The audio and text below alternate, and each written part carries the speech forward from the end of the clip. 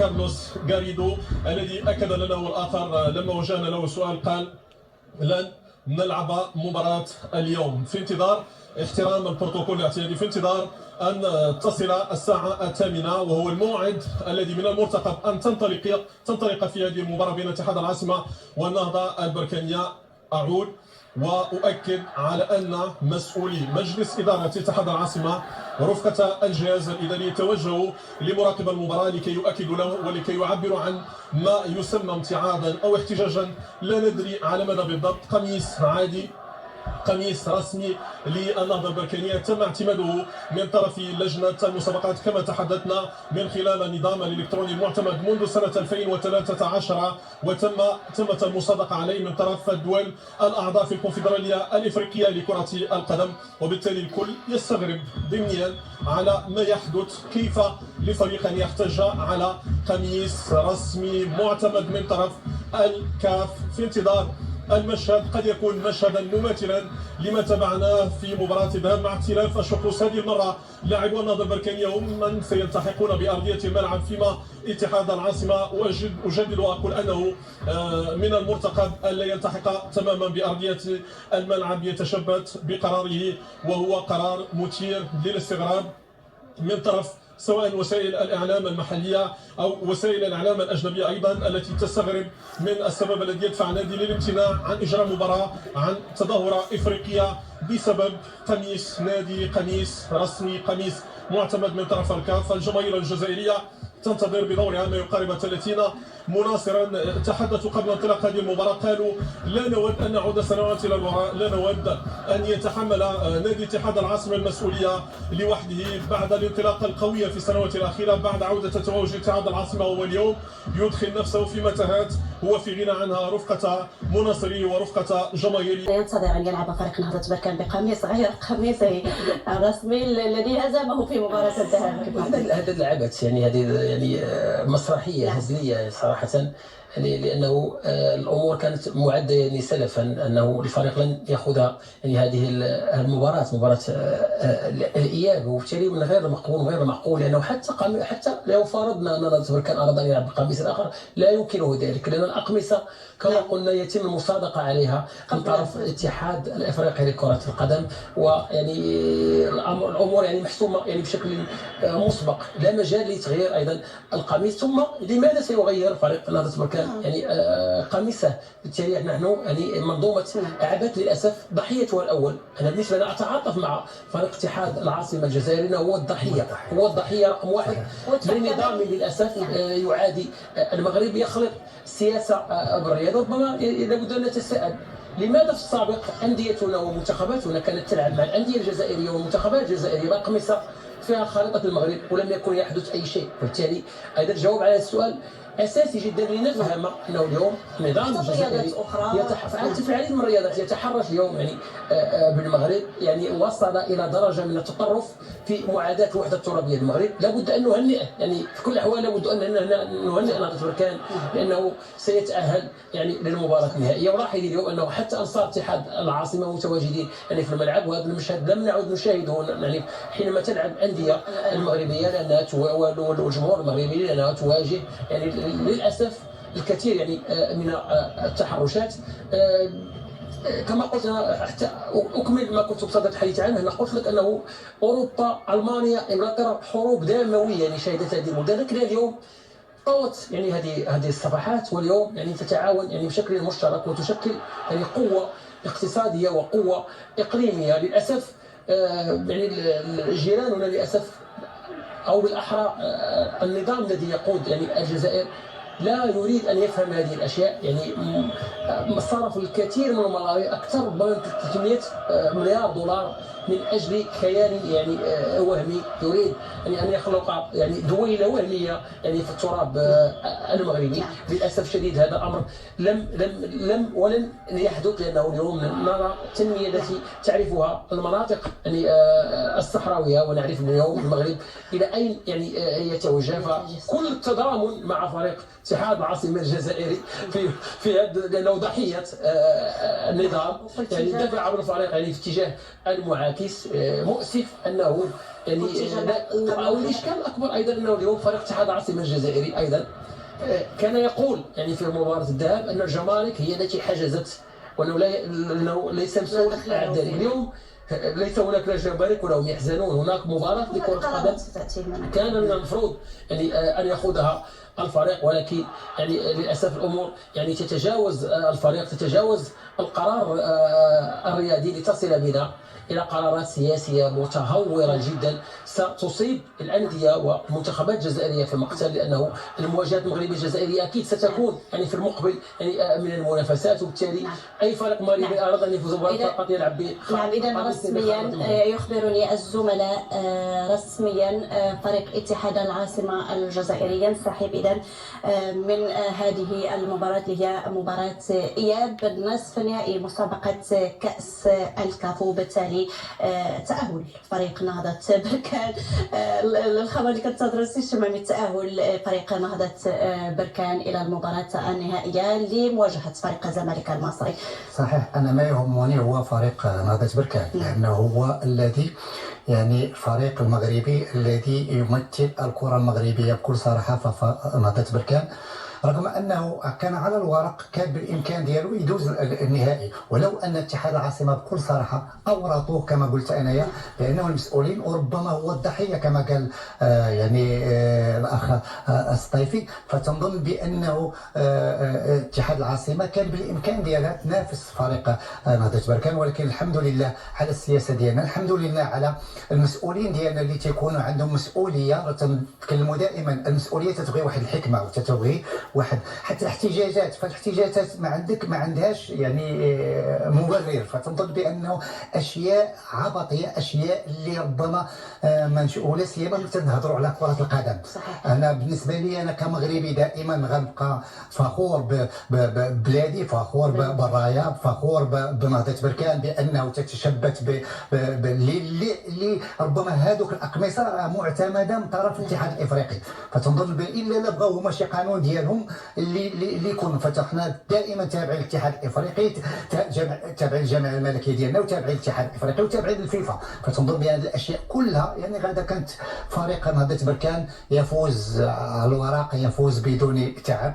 تنظن بانه ربما كان يكون مباريات اللي تكون في رجلين اللاعبين ونمشيو للنهائي احسن، ولكن هذه هي الظروف ديال سميتو، ظروف ديال السياسه، ظروف ديال السياسه تختلط بالرياضه. فتنظن بانه ما يمكنش تعطي واحد المنتوج جيد. نعم. سي شمامي وسي جمال قبل لحظات وكيتكلم ان يعني الاحداث يعني المهمه المقبله واللي غيحتضنها المغرب، منها كاس افريقيا اللي غتكون العام المقبل، ايضا كاس العالم، وبالتالي هذه امور يعني المؤسف الضحيه هم الرياضيين يعني الجزائريين الذين سيواجهون يعني نظرائهم يعني المغاربه يعني في مختلف يعني الانواع الرياضيه. ففي كل مقابله يعني لابد ان ينسحب يعني الطرف الجزائري، لان الخريطه ليست فقط يعني في الاقمصه، هي في القلوب وفي الوجدان وفي الكيان. يعني كل يعني المغاربه هذا امر يعني لا نقاش فيه. يعني والتراب يعني قضيه يعني الصحراء يعني هي فقط ليست يعني هي قضيه ديال كل المغاربه، يعني كل المغاربه يعني قضيه ديالهم قضيه الصحراء. وبالتالي القميص ليس الا وسيله يعني للتعبير على الامتدادات يعني الجغرافيه يعني للمغرب. وبالتالي كل بلد هناك من يضع رايه بلاده، هناك من يضع خريطه بلاده، وهناك ايضا منتخبات تضع خريطه بلدانها على مستوى القاره الافريقيه. مثلا المنتخب الايفواري شعار المنتخب الايفواري هو عباره عن خريطه البلاد. المنتخب الموريتاني ايضا يعني خريطه البلاد ايضا تزين يعني قميص المنتخب الموريتاني. فمن حق يعني الانديه المغربيه ان تضع يعني الخريطه، خصوصا انه وضع الخرائط على مستوى القاره الافريقيه وعلى مستوى المسابقات التي ينظمها الاتحاد الافريقي لا يعني تحترم يعني القوانين المنظمه الاتحاد الافريقي، وبالتالي لا تخالف القوانين. لو كان مثلا الاتحاد الافريقي يمنع وضع الخرائط او وضع الاعلام او ما الى ذلك، فاكيد ما كانت للنادي المغربي او منتخب مغربي ان يضع مثلا الخريطه، ولكن القانون لا يمنع ذلك. والسؤال اليوم لا يجب ان يوجه لنهضة بركان، واكيد انه الموقف الذي وضع فيه فريق نهضة بركان لو وضع فيه اي فريق مغربي كان سيتصرف بنفس يعني الطريقه، لان كما قلت لك هي قضيه كل المغاربه. ولكن ايضا لابد ايضا نوجه يعني لانه مسؤولي ايضا نادي بركان تعاملوا الكثير من الصبر والكثير من الحنكه والكثير من الهدوء يعني والرزانه ايضا سواء في مباراه الذهاب التي عاشوا فيها يعني ظروف صعبه خصوصا يعني في المطار. وحنا نتابع تيفو رائع جدا لجماهير نهضه بركان يعني فيه خريطه المغرب وفيه الله الوطن يعني الملك. وهذا يؤكد انه برافو لجماهير نهضه بركان. طبعا تيفو رائع لفريق جماهير فريق نهضه بركان طبعا في هذا الموعد إياب نصف نهائي مسابقة كأس الكاف.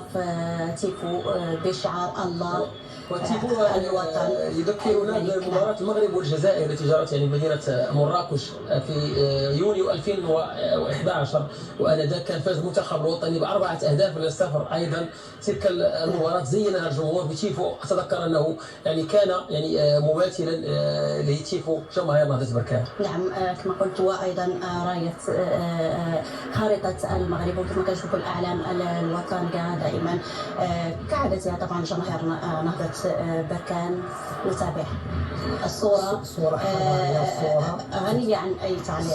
الصورة تبين بأنه دائما في هذه المشاكل ربما تزيد يعني تكون هذيك سميتو وحتى يعني تتولي هذاك التشبت يعني بالوطنيه، تشبت يعني بالرايه المغربيه. لانه صحيح لانه علاش؟ لانه حنا دائما ننتصر ولا سيما من هذه النواحي هذه، لان ربما شفنا حتى في عده اشياء لانه دائما المغرب يخرج منتصرا بالحنكه والسياسه الحكيمه ديال صاحب الجلاله اللي دائما كان يمد يعني هذيك تيدير هذيك اليد الممدوده، لان ربما الاخرين ما تيشعروش بهذه المسائل هذه. فتنظن بانه هذه الاشياء هذه كلها ما تزيد غير نتشبتوا بوطننا، نتشبتوا بمغربنا، نتشبتوا بالرايه ديالنا، نتشبتوا بالاراضي ديالنا، لانه هذيك الارض ديالنا ماشي ديال شي واحد اخر. فتنظن بانه الاخر هو الذي يريد ان يدخل عندنا. فتنظن كيفاش غادي يمكن تدخل انت عندي انايا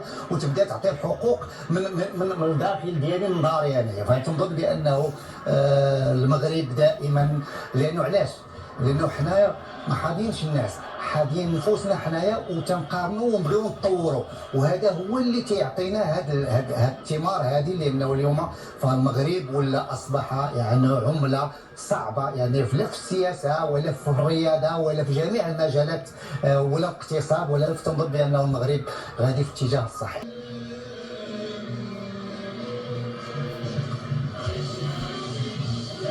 مرة أخرى نعود هنا إلى الملعب البلدي في مدينة بركان. ما تأكد لنا من معطيات أن اتحاد العاصمة يعد حقائبه ويعد معداته لمغادرة الملعب، حتى أن مراقب المباراة أخطر رجال الأمن بضرورة إخلاء هذه المنطقة لسماح لهم بمغادرة أرضية الملعب للركوب في الحافلة والتوجه مباشرة إلى مدينة وجدة، أين تنتظرهم رحلة مباشرة إلى الجزائر في حدود الساعة 1 صباحا من يومه الاثنين. اتحاد العاصمة أجدد مرة أخرى أنه لن يلتحق بأرضية الملعب وفي طور مغادرة الملعب في حدود الساعة 8:15. تم اختار سائق الحافلة ومن يشرف على تنظيم أن اتحاد العاصمة سيغادر أرضية الملعب البلدي هنا في مدينة بركان. أعود وأجدد في تمام الساعة 8:15 أي ربع ساعة بعد الانطلاقة الرسمية بعد اتحاد لاعبي النهضة البركاني والطاقم التحكيمي. الحكم السيد نضالة أشرف على كل الإجراءات التحكيمية التي تسبق انطلاق هذه المباراة. تم التأكد من سلامة الفار جاهز في مكانه، تقنية الفيديو المساعد، كما كان المغرب دائما مثالا في جودة تنظيم الأحداث الرياضية الكبرى. حضر كل شيء. البعثة الرسمية لنادي اتحاد العاصمة ومناصري لويسما جاءوا إلى هنا إلى مدينة بركان لإجراء مباراتهم أمام النهضة البركانية، وتم توفير كل الظروف سواء منها التنظيمية في المجال الرياضي. لكن في النهاية اتحاد العاصمة ومسؤولوه تشبتوا بقرار غير مفهوم يبدو غير مسؤولا بالمرة.